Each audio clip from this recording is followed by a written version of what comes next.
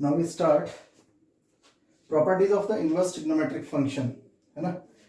हमने अभी एक्सरसाइज 2.1 करी जिसमें हमने प्रिंसिपल वैल्यूज फाइंड आउट करी है इनवर्स ट्रिग्नोमेट्रिक फंक्शंस की, है ना। और प्रिंसिपल वैल्यूज कहाँ आती थी? इनवर्स ट्रिग्नोमेट्रिक फंक्शंस के प्रिंसिपल ब्रांच के अंदर। अब हम प्रॉपर्टीज पढ़ेंगे इनवर्स ट्रिग्नोमेट्रिक फंक्शंस की, है ना। तो ये प्रॉपर्टीज कैटेगरी वाइज पढ़ेंगे हम लोग, अपनी प्रॉपर्टीज को कैटेगरी वाइज पढ़ेंगे। और कैटेगरी वाइज पढ़ने में हमें आसानी ये रहती है कि हमें एक तो याद करने में प्रॉब्लम नहीं आती, इजीली याद हो जाती है। थोड़ा ध्यान रहता है कि इस कैटेगरी में ये प्रॉपर्टी थी, इस कैटेगरी की ये प्रॉपर्टी थी, तो कैटेगरी वाइज हम चलेंगे। तो देखो सबसे पहले जो हमारे पास प्रॉपर्टी आती है group wise, number first type कह के फर्स्ट प्रॉपर्टी, वो हमारे पास ये है sine inverse 1/x is equal to cosec inverse x। Number second property हमारे पास है cos inverse of 1/x is equal to sec inverse x। And number third ये हमारे पास है tan inverse of 1/x is equal to cot inverse of x। ये properties हैं। ये प्रॉपर्टी क्या है? फर्स्ट वाली sign inverse x is equal to cosec inverse x। इसमें x की जो वैल्यूज है ना, x क्या होता है? डोमेन में होता है। x क्या होता है? डोमेन के अंदर होता है। तो x के लिए जो रेस्ट्रिक्शंस है वो है greater than equal to 1 and not और मत लगाइएगा and x is less than equal to -1।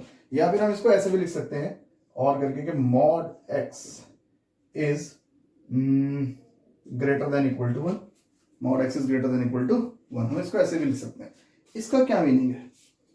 इसका ये मीनिंग है कि जब भी आप x की कोई वैल्यू लोगे, या तो वो ग्रेटर देन इक्वल टू 1 होगी या लेस देन इक्वल टू -1, तो वो वैल्यूज इसको भी सेटिस्फाई करनी चाहिए 1/x। 1/x का मीनिंग क्या हुआ कि सिर्फ इसकी एंटायर वैल्यू को देखना, इसको सिर्फ एंटायर वैल्यू 1/x। तो साइन इनवर्स ट्रिग्नोमेट्रिक फंक्शन का जो डोमेन होता है, इनवर्स ट्रिग्नोमेट्रिक फंक्शन में जो डोमेन होता है साइन इनवर्स का, साइन इनवर्स फंक्शन का जो डोमेन होता है, सिर्फ मैं अभी डोमेन की बात कर रहा हूं आपसे, है ना। x जो है मैंने अभी आपको बताया डोमेन में होते हैं, तो इसका जो डोमेन होता है वो -1 to +1 होता है। तो इट मींस x की जो भी वैल्यूज हमारे पास आएंगी, है ना भाई। देखो अगर मैं cosec इनवर्स की बात करूं तो cosec इनवर्स का जो डोमेन होता है वो all the real number except -1 to +1, या और करके हम इसको ऐसे पढ़ सकते हैं -1 to -infinity union 1 to infinity, ऐसे पढ़ सकते हो। तो अभी तो लिखा था x की जो वैल्यूज है 1 से बड़ी बड़ी, या x की वैल्यूज -1 से लेस, यानी -infinity तक। ये तो अब एक बात बताओ कि x is greater than equal to 1 and x is less than equal to -1, तो इट मींस मेरे अकॉर्डिंग फिर 1/x जो है वो greater than equal to -1 less than equal to 1 होगा या नहीं होगा? होगा। और 1/x एंगल किसका है इस समय? इनवर्स ट्रिग्नोमेट्रिक फंक्शन एंगल नहीं कह सकते, डोमेन की वैल्यूज कह सकते हैं कि 1/x जो है वो डोमेन में रहेगा किसके? साइन इनवर्स के। और साइन इनवर्स का डोमेन यही तो होता है -1 से +1 के बीच में, है ना।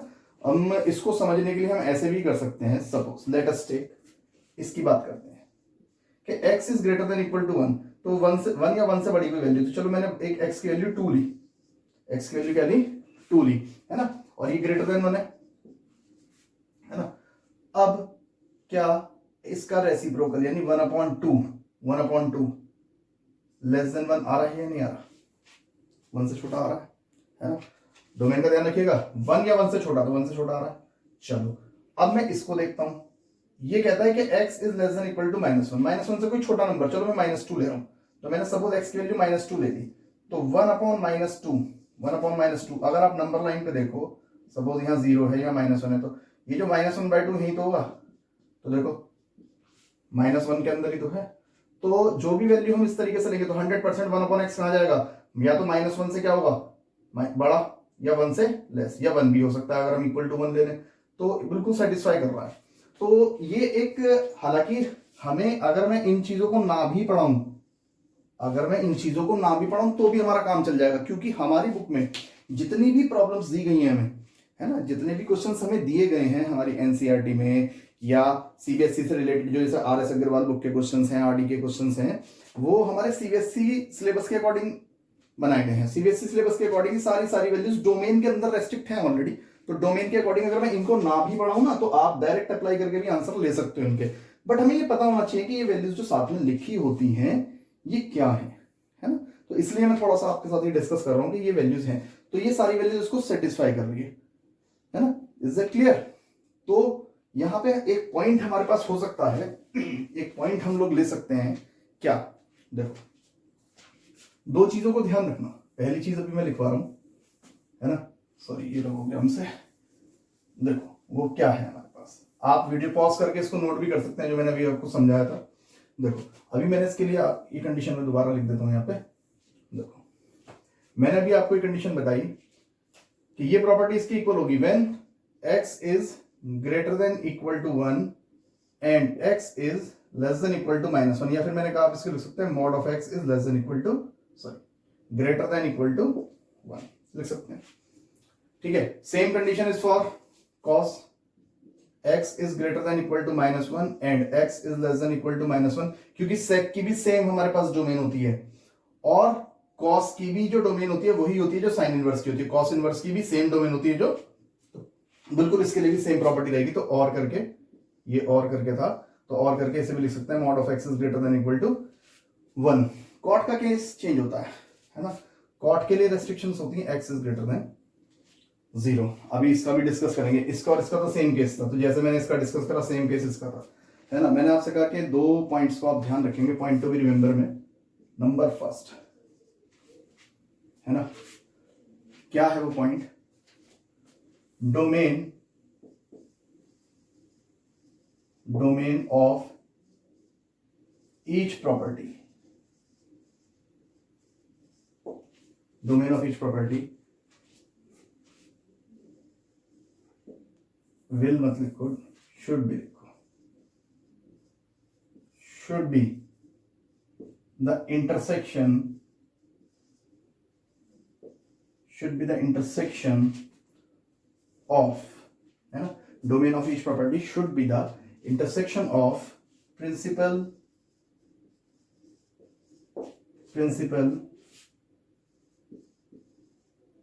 branch of domain, principal branch of domain of all inverse trigonometric functions, है ना। ITF भी लिख सकता हूं इन शॉर्ट में, लेकिन मैं लिख देता हूं चलो, इनवर्स ट्रिग्नोमेट्रिक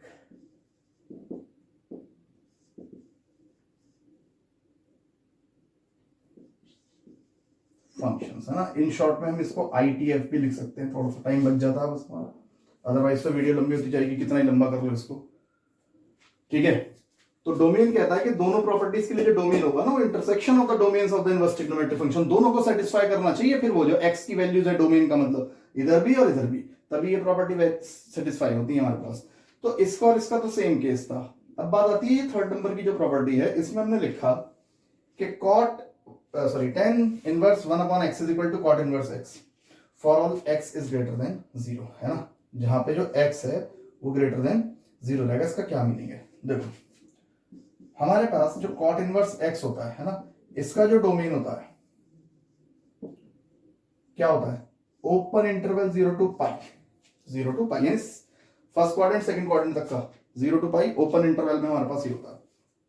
इन केस, बहुत ध्यान से देखना, इफ सपोज मैंने x इक्वल टू 0 लिया, एक बात कर रहा हूं मैं सिर्फ डोमेन की वैल्यू x इक्वल टू 0 ले, तो चलो cot इनवर्स 0 कितना मिल जाएगा भाई, tan 0 पे कितना होता है 0, cot इनवर्स 0 होता है इन्फिनिटी, कोई दिक्कत नहीं है। लेकिन अगर मैं ये x की वैल्यू यहां 0 रखता हूं tan इनवर्स में, मैंने कहा ना डोमेन क्या होता है, each property should be the intersection of the principal branches. तो tan इनवर्स का डोमेन भी मैं इसके नीचे लिख रहा हूं, थोड़ा समझने में आसान रहेगी। tan इनवर्स का भी डोमेन लिख लेते हैं, कहां से कहां तक होता है, ओपन इंटरवल -π/2 टू +π/2, ये होता है। अब समझने के लिए थोड़ा सा ये लेकर चलते हैं, 0 π/2 यहां आपका -π/2 होगा और ये पाई होगा। ठीक है, समझने के लिए चलते हैं।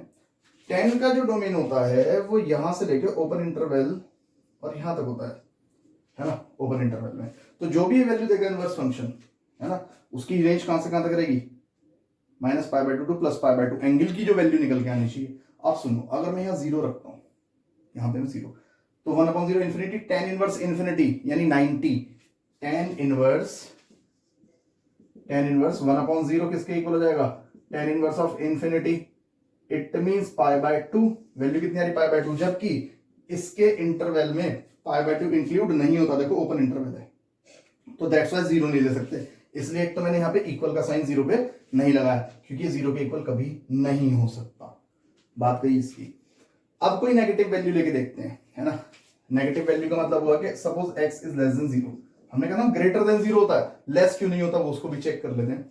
सपोज कोई भी x की वैल्यू 0 से लेस का मतलब क्या हुआ, नेगेटिव, ये तो मीनिंग हुआ। x की वैल्यू अगर हम लेस देन 0 लेते हैं नेगेटिव, तो अगर मैं जैसे कॉट में यहाँ पे कोई नेगेटिव वैल्यू रखता हूं, तो कॉट सेकंड क्वाड्रेंट में यहाँ कहीं आंसर दे देगा आपको, सेकंड क्वाड्रेंट के अंदर कोई आंसर दे देगा, कोई दिक्कत नहीं। कॉट का जो डोमेन है 0 टू पाई तक है, उसके बीच में कोई दिक्कत नहीं। बट अगर मैं यहाँ पे भी एक नेगेटिव वैल्यू x की रखता हूं, वही जो आपने यहां रखी वो यहां रखता हूं, तो 10 भी अपना फिर आंसर सेकंड क्वाड्रेंट में जाके देगा। कहां देगा, सेकंड क्वाड्रेंट में। बट 10 का डोमेन देखो जरा, सॉरी ये रेंज है इसकी, ये डोमेन लिखा है, रेंज, ये रेंज है। अब देखो 10 का जो एंगल हमारा जो भी निकल के आएगा वो किस क्वाड्रेंट से आ रहा है, सेकंड क्वाड्रेंट से, जबकि 10 की जो रेंज होती है वो तो π/2 से -π/2 के बीच में होनी चाहिए। इससे बाहर का एंगल तो दे ही नहीं सकता इनवर्स ट्रिग्नोमेट्रिक फंक्शन। अगर इससे बाहर का एंगल देगा तो वो इन्वर्टेबल होगा ही नहीं, क्योंकि tan इनवर्स इन्वर्टेबल ही इनके बीच में है ना। तो नेगेटिव वैल्यू को भी ये सेटिस्फाई नहीं करेगा।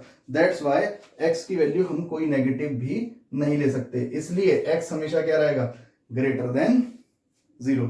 पॉजिटिव वैल्यू जब तक 10 देता रहेगा, जब तक फर्स्ट क्वाड्रेंट में यहां तक देता रहेगा अपनी वैल्यूज, आप रखते रहो x की पॉजिटिव वैल्यू। तो ये कुछ रेस्ट्रिक्शंस हैं, इनको हमें पढ़ना पड़ता है। बट मैं क्वेश्चन जब हम अप्लाई करेंगे, मैं इनकी कोई नीड नहीं। कुछ बुक्स में तो इनको बिल्कुल नेग्लेक्ट कर देते हैं, मतलब देते ही नहीं है, और ठीक है आंसर भी हमारे आ जाते हैं डायरेक्ट प्रॉपर्टी पे लगा के, बट हमें पता तो होना चाहिए इनके बारे में। तो यहां से एक सेकंड पॉइंट और मिला हमें, है ना, क्योंकि हमने इस वाले पार्ट में इस प्रॉपर्टी के अंदर एंगल्स की बात करी कि x की कुछ वैल्यू रखने पर एंगल्स आ रहे हैं। तो देखो एंगल्स से क्या पता लगा, एक प्रॉपर्टी और पता लग गई। वो क्या पता लगी, तो आप यहाँ पे वीडियो पॉज करके इसको नोट कर सकते हो। मैं इतना पार्ट रब कर रहा हूं क्योंकि मुझे प्रॉपर्टी लिखनी है। देखो क्या वो पॉइंट मुझे क्या मिला,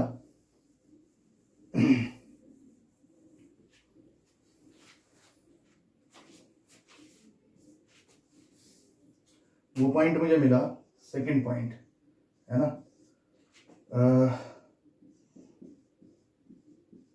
the value of angles both the sides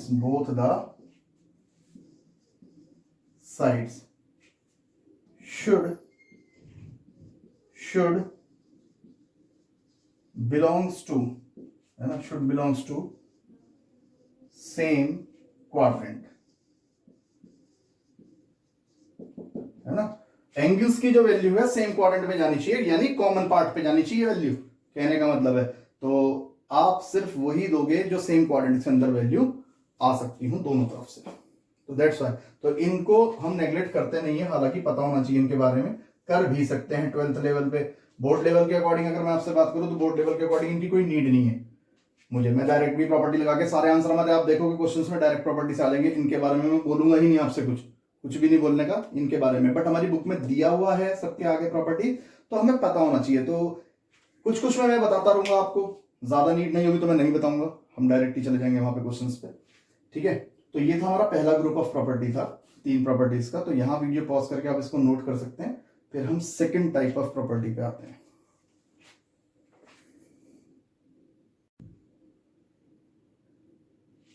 अभी हमने 3 प्रॉपर्टीज पढ़ी थी, उसमें एक चीज रही इनका प्रूफ, और मैं आपको बता देता हूँ कि इनको कैसे प्रूफ कर सकते हैं। एक मैं प्रूफ करके दिखा रहा हूँ सिमिलर मैनर से, बाकी की 2 भी प्रूफ कर सकते हैं आप, है ना। तो हमारी जो पहली प्रॉपर्टी थी वो ये थी कि sine inverse 1/x is equal to cosec inverse x। देखो प्रूफ करने के लिए, मतलब प्रूफ मैं इसलिए बता रहा हूँ आपको, कई बार हमारे दिमाग से वॉश आउट सी हो जाती है, स्लिप कर जाती है प्रॉपर्टी, तो हम उसको बना सकते हैं, है ना। हमें बनाना भी आना चाहिए, तो हमें दिक्कत नहीं होगी फिर आगे। तो अब इसको बनाएंगे कैसे प्रॉपर्टी को, देखो प्रोसीजर देखो। मैंने लिखा let cosec inverse of x equal to y, तो मैं इसको ऐसे लिख सकता हूं फिर x is equal to cosec y, ठीक। तो x is equal to cosec, तो साइन का रेसिप्रोकल होता है, तो लिख सकते हैं 1 upon sine y, cross multiplication से फिर लिख सकते हैं sine y is equal to 1 upon x, या इसको लिख सकते हैं y is equal to sine inverse 1 upon x, है ना। तो y किसके इक्वल था, cosec इनवर्स x, तो cosec inverse of x is equal to sine inverse of 1 upon x, है ना। बन गई प्रॉपर्टी, तो ऐसे बन जाती है। तो ये प्रॉपर्टी बनाना कोई बड़ी बात नहीं है, सिमिलर मैनर से आप इसके बाद वाली दो भी बना सकते हो इजीली, ठीक है। अच्छा एक चीज देखो, मैं इसको कुछ चेंज करके ऐसे लिख रहा हूं कि cosec inverse 1 upon x is equal to sine x, है ना। क्या ये भी एक वैलिड प्रॉपर्टी है, है ना। ये नॉट इन एनसीईआरटी, मैंने कहा ना बहुत वाइड टॉपिक है, अगर ढंग से पढ़ा जाए थोड़ा सा। तो ये हमारे को दे नहीं रखी, तो अगर दे नहीं रखी तो इसका मीनिंग, इसका तो ये वैलिड नहीं है क्या, है ना। क्या ये वैलिड नहीं है, तो ये वैलिड है, और ये वैलिड सिर्फ तब तक है जब तक x के लिए जो रेस्ट्रिक्शन है -1 to +1, या और करके हम ऐसे लिख सकते हैं कि x belongs to -1 to 1 close interval, ठीक है। तो ये जब तक वैलिड है ना। मैंने आपको फिर बताया था कि x डोमेन होता है, तो डोमेन दोनों का कॉमन पार्ट में आना चाहिए, यानी दोनों को एक तरीके से सेटिस्फाई करना चाहिए डोमेन। तो x, तो ये साइन इनवर्स है, इनवर्स लगाना रहेगा। तो x क्या डोमेन साइन इनवर्स फंक्शन का, तो साइन इनवर्स फंक्शन का डोमेन यही होता है ना। अब चलो एक बात करते हैं, पहले इसको लेते हैं इतने पार्ट को। तो हमने लिखा है कि x is greater than equal to -1, तो इसका मतलब 1 अपॉन x जो होगा वो लेस देन इक्वल टू -1 नहीं होगा, लेस देन इक्वल टू -1 बिल्कुल होगा। आप x की वैल्यू -1 से बड़ी कोई भी लेके देखो, कोई भी बड़ी वैल्यू ले लो। तो सपोज मैंने जैसे -1 से बड़ा क्या ले लिया, कुछ -1 से बड़ा हम ले सकते हैं, जैसे माइनस में सपोज, बहुत ध्यान से देखना, समझाने का एक मतलब एक वे है कि आपको क्लियर हो जाए। मैंने माइनस में 0.5, -1 से तो बड़ा होता है। अब अगर मैं यहां से पॉइंट रिमूव करूं तो ऊपर क्या हो जाएगा 10, है ना। 0 की तो कोई दिक्कत वही नहीं है, 5 2 -2, देखो जी -2 बिल्कुल लेस देन होता है -1 से, बिल्कुल फिट हो रहा है एकदम। तो एक बात तो ये हुई कि इफ x, है ना, is greater than equal to -1, तो this imply 1 upon x is less than equal to -1, एक तो सेटिस्फाई होगा। अभी बताऊंगा मैं क्या लिख रहा हूं, ये क्या चल रहा है सब। फिर एक में इस कंडीशन को अगर पकड़ूं इतने पार्ट को कि x is less than equal to 1, तो 100% 1 upon x is greater than equal to 1, है ना। क्या मतलब हुआ, x की वैल्यू 1 से छोटी ली, 1 से छोटी हमने कोई वैल्यू ली, 1 से छोटा मैंने कहा 0.5 ले लो, चलो पॉजिटिव में 0.5, 1 से तो छोटा ही होता है। अब यहां से पॉइंट रिमूव करूंगा ऊपर 10 आ जाएगा, तो क्या हो गया 5/10, तो 5 2 देखो 2 is greater than equal to 1। समझने के लिए कर सकते हैं हम इस काम को इस तरीके से। तो इसका मतलब बिल्कुल ठीक लिखा कि if x is less than equal to 1, तो this imply 1 upon x is greater than equal to 1। ये मैंने क्यों लिखा, अब सुनो। cosec इनवर्स का जो डोमेन होता है, वो ये होता है -1 to -infinity union 1 to infinity। जो भी x है वो यहां रहने चाहिए। तो बिल्कुल सही बात आ तो रही है, मैंने भी आपको बताया तो सही। 1 अपॉन x कोई भी वैल्यू रखो तो ग्रेटर देन इक्वल टू 1 आ रही है, या तो इधर की तरफ जा रही है। और अगर मैं नेगेटिव वाले पे आ जाऊं कि x is greater than equal to -1, तो 1 अपॉन x -1 से फिर लेस पीछे की तरफ जा रहा है, हमने करके भी देखा। तो बिल्कुल सेटिस्फाई कर रहा है ना। तो डोमेन क्या होना चाहिए, बोथ द प्रॉपर्टीज क्या होना चाहिए, intersection of the principal branch of the domains of inverse trigonometric functions, तो बिल्कुल सेटिस्फाई कर रहा है। तो ये भी एक प्रॉपर्टी है, लेकिन कब, जब ये इस कंडीशन को फॉलो करे, तो ये एनसीईआरटी में नहीं है, but it is a valid property, it is also a valid property, ठीक है। थोड़ी छोटी छोटी सी चीजें हैं, बस अगर हमें थोड़ी सी परफेक्ट नॉलेज है एकदम डोमेन रेंज की, तो हमें कोई दिक्कत नहीं आ सकती इन क्वेश्चंस को करने में, इनको समझने में। तो ये सब फालतू की बातें नहीं होती जो साइड में लिखी रहती है, इनका भी एक मीनिंग होता है। हालांकि 12th लेवल पे सीबीएसई के लिए, बोर्ड के लिए हमें कोई ऐसी वो नहीं है, क्योंकि बोर्ड के क्वेश्चंस भी आपको ऐसे मिलेंगे, आप डायरेक्ट प्रॉपर्टी में रखोगे, आपके क्वेश्चंस प्रूफ हो जाएंगे, आपको आंसर चाहिए तो आंसर मिल जाएगा इजीली। बट फिर भी हमें आना चाहिए कॉम्पिटिटिव लेवल के लिए या थोड़ा सा ट्विस्टेड क्वेश्चन अगर बोर्ड में आ गया तो भी हमें इनके बारे में पता होना चाहिए। तो now pause the video, note it down, फिर हम आगे की प्रॉपर्टीज पढ़ना शुरू करते हैं। सेकेंड टाइप ऑफ प्रॉपर्टी,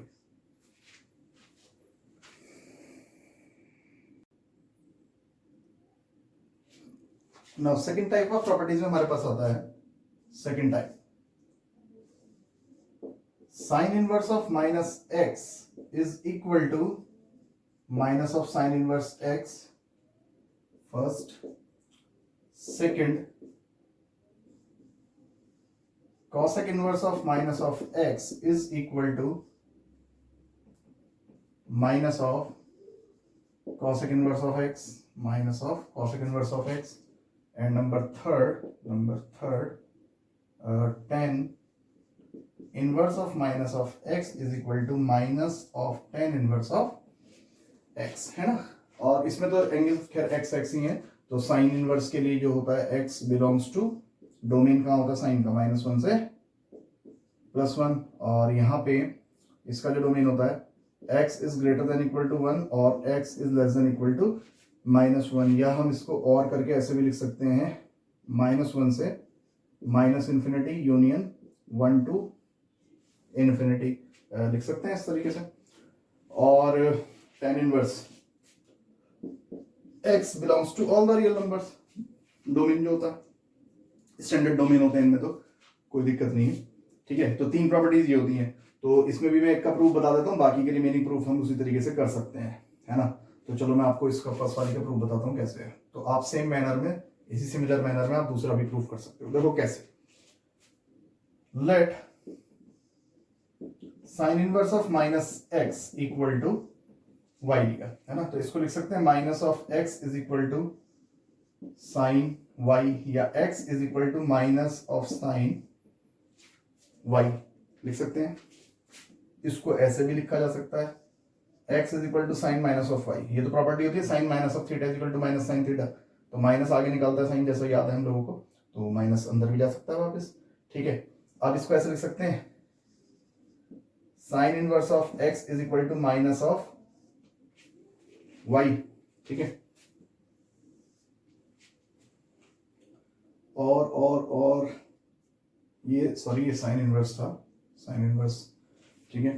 तो ये आ गया हमारे पास, तो अगर मैं इसका माइनस एक तो यहां दे दूं, तो देखो ध्यान से, minus of sine inverse of x is equal to क्या बचेगा y, यानी minus of sine inverse of x is equal to y, और y क्या लेट किया था हमने, sine inverse minus X, sine inverse of minus X. तो देखो हो गई प्रूफ कि sine inverse of minus X equal to minus of sine inverse X, तो ये प्रॉपर्टी हमने करके दिखा दी।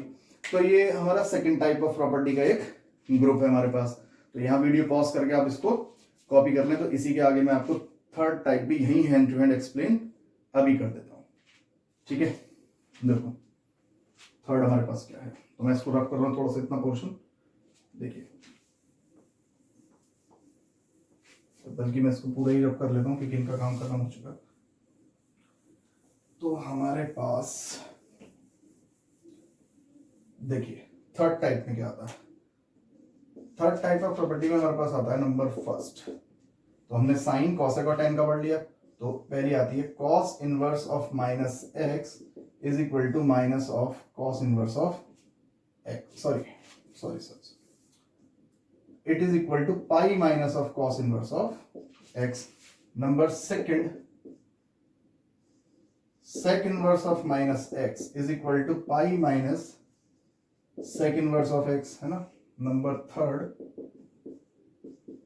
cot inverse of minus of x is equal to pi minus cot inverse of x, है ना। और x belongs to -1 to +1, cos की ही range चलेगी, इसका डोमेन चलेगा, और इसमें sec का डोमेन चलेगा। sec का डोमेन क्या होता है, देखो दो तरीके से लिख सकते हैं, all real number except -1 to +1, या और करके ऐसे भी लिख सकते हैं कि x is greater than equal to 1 and x is less than equal to -1। एक तरीका और भी है सेक का लिखने का, -1 to ∞ यूनियन 1 to ∞। तीनों में से कोई सा भी लिख दो, वो सब सेक का डोमेन ही है, एक ही बात है सारी जो लिखी हुई है, कोई अलग अलग बात नहीं, सारी एक ही बात है। और कॉट का तो domain all the real number, यानी x belongs to all real numbers. ठीक है, तो 3 प्रॉपर्टी हमारे पास ये है। अब ये प्रॉपर्टी है क्या, इसको भी देखते हैं। तो सपोज जैसे मैं फर्स्ट वाली ले लेता हूं, चलो देखो ध्यान से। Let cos inverse of minus of x equal to y, है ना। तो हम इसको लिख सकते हैं minus of x is equal to cos y, या x is equal to minus of cos y. तो यहां से अब 2 केस अराइज हो जाते हैं इस लाइन के बाद, है ना। देखो कॉस कहां कहां नेगेटिव होता है, अगर मैं अपने क्वाड्रेंट्स को देखूं तो कॉस कहां कहां नेगेटिव होता है। एक तो सेकंड क्वाड्रेंट में कॉस नेगेटिव होता है और एक थर्ड क्वाड्रेंट में कॉस नेगेटिव होता है, बाकी फर्स्ट और फोर्थ में पॉजिटिव होता है। तो यहां से 2 सिचुएशन अराइज होती हैं भाई। इससे पहले वाले में क्या था, मैं माइनस अंदर ले गया था क्योंकि साइन माइनस ऑफ थीटा ही माइनस साइन थीटा होता है, बट कॉस के साथ ऐसा नहीं होता। तो यहां से 2 केस अराइज होते हैं। मैं इसको लिख सकता हूं या तो x is equal to cos pi minus of Y, या फिर मैं इसको लिख सकता हूं x is equal to cos pi plus of Y. दोनों क्वाड्रेंट्स में cos 180 minus theta be minus cos theta होता है, cos 180 plus theta be minus of cos theta होता है। ठीक है, अब देखो ध्यान से, यहां से अगर मैं cos हटाऊं तो ये जाएगा cos inverse of x is equal to pi minus Y. तो cos inverse of x is equal to pi minus, है ना। और y क्या है जी हमारे पास, y था cos inverse minus x, cos inverse of minus x। अब अगर मैं माइनस इसको पूरे को तो इधर शिफ्ट करो तो पॉजिटिव हो जाएगा, यानी cos inverse of minus x, और पाई के साथ इसे इधर शिफ्ट कर दो तो minus of cos inverse of x। देखो एक प्रॉपर्टी तो बन गई, फिट है, ये बन गई। तो ये वाला केस कहां जाएगा, इसको भी देखें, ध्यान से सुनो, है ना। बनाने को मैं इसका केस बना देता हूं जो कि बिल्कुल गलत होगा। देखो बना के भी दिखा देता हूं मैं आपको। अगर मैं इसे इधर शिफ्ट करूं तो ये जाएगा cos inverse of x is equal to pi plus of y। तो cos inverse of x is equal to pi plus of y। y क्या था, cos inverse minus x, cos inverse of minus x। तो क्या करेंगे इसमें, इसमें हम इसको ऐसे लिख सकते हैं cos inverse minus x minus of x। तो मैं इसको ऐसे लिख सकता हूँ cos inverse of minus x is equal to pi को इधर कर दूं cos inverse of x minus pi.